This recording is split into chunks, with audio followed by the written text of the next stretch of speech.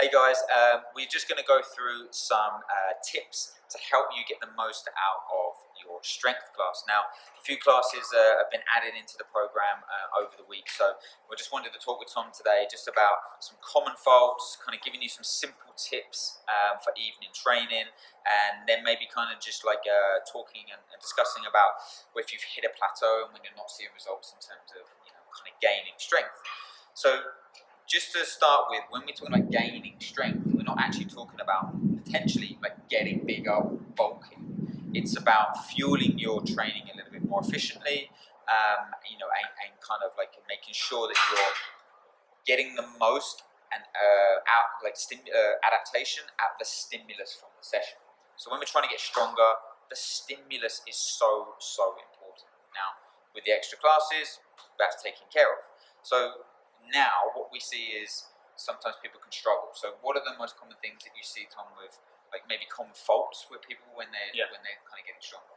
I think is often the amount of food they're eating and where that food is coming from. So are they eating enough consistently, kind of across 7 days a week rather than just 1 or 2 days a week? And sometimes strength sessions can be longer in length. So we're talking 90 minutes plus. If you're doing high sets and reps of exercises as well, it's quite demanding on the body. Yeah. So making sure people are adequately fueled, I think, is a really important thing for strength. Yeah, I think actually getting stronger it's a long process, and the consistency thing that Tom touched on there, like eating enough, but eating enough consistently over the day, over the week, over the month. That's a really important thing. It's not just about adding in 1 or 2 bigger meals. We often see that people are under eating maybe carbohydrates. So when we're doing CrossFit, carbs are king. Absolutely. Okay. So it's people can often kind of go into this like, well, I just need to eat more protein. And as Tom listed to you there, like the sessions can be a little bit longer.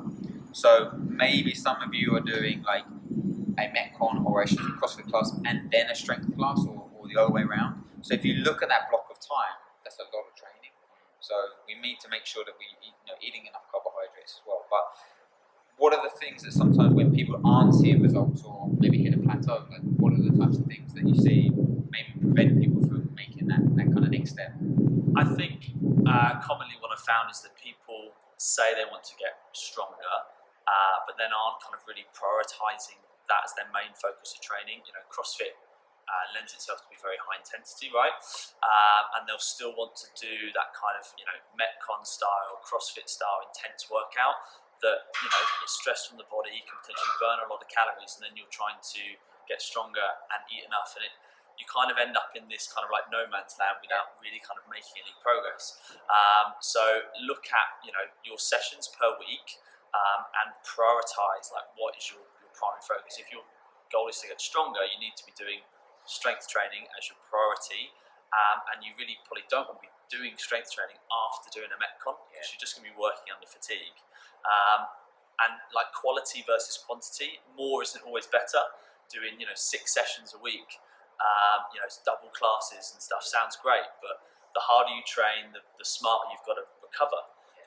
So again, think about, could I actually do 4 sessions a week? When I'm well fueled, I can recover better and actually get more out of those training sessions to create a greater kind of demand and adaptation in the body. Yeah, like that's it. One of the principles that we work on is fueling for the work required. So if the new strength classes, if you're going to add this in to your week, you've got to correlate your intake to your output. So if you're removing one Metcon class and adding in strength class, happy days. Because you're going to be creating the correct stimulus for getting stronger. But if you're adding in an extra strength class, you've got to correlate your intake. You've got to fuel for that work required. And that's it. Like we see that maybe under recovering is something that we see a lot of people do. Yeah.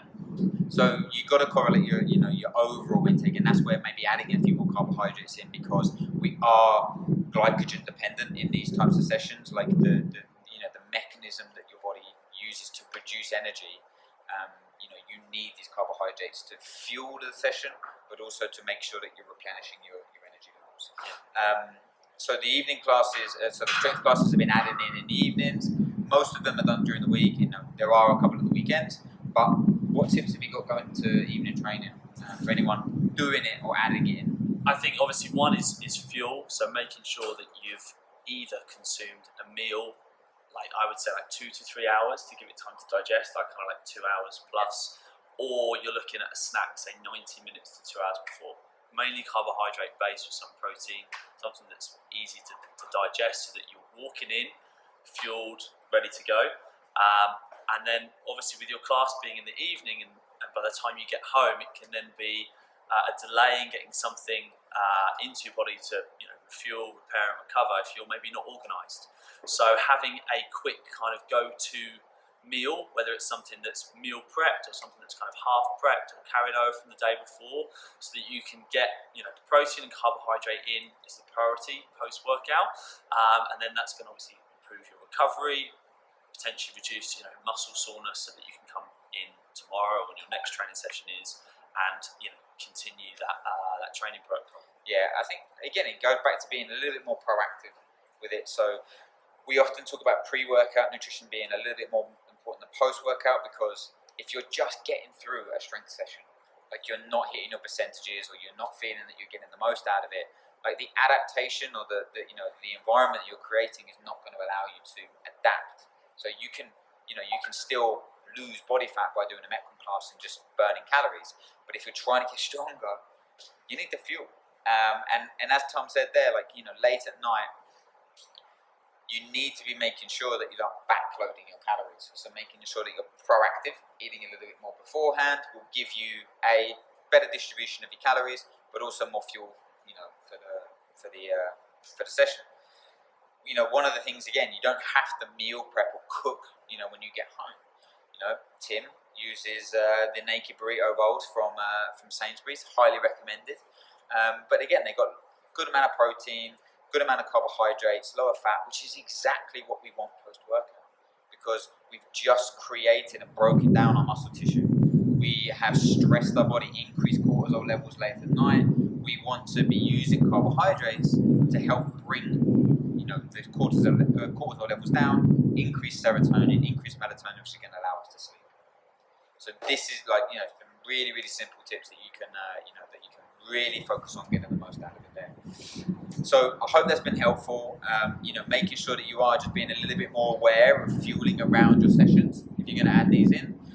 We will be doing some more videos on kind of supplementation, maybe a little bit more around workout nutrition as well in the coming weeks. But yeah, if you're going to add some strength classes in, reach out to us if you need any further advice or catch us at the gym, and then we can help navigate you to getting those gains.